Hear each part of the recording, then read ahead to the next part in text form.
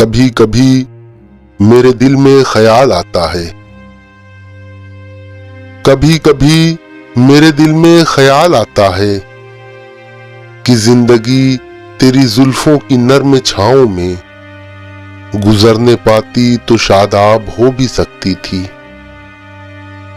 ये तीरगी जो मेरी जीस्त का मुकद्दर है, तेरी नजर की शाओं में खो भी सकती थी।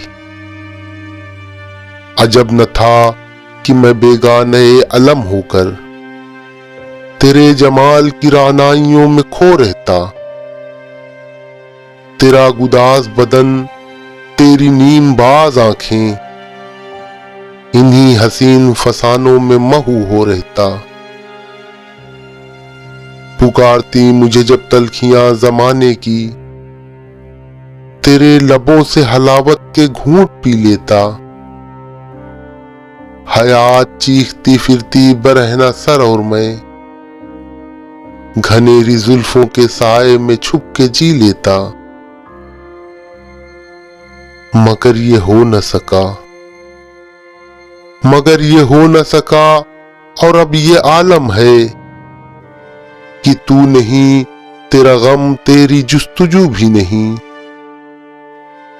गुजर रही है कुछ इस तरह जिंदगी जैसे इसे किसी के सहारे की आरज़ू भी नहीं।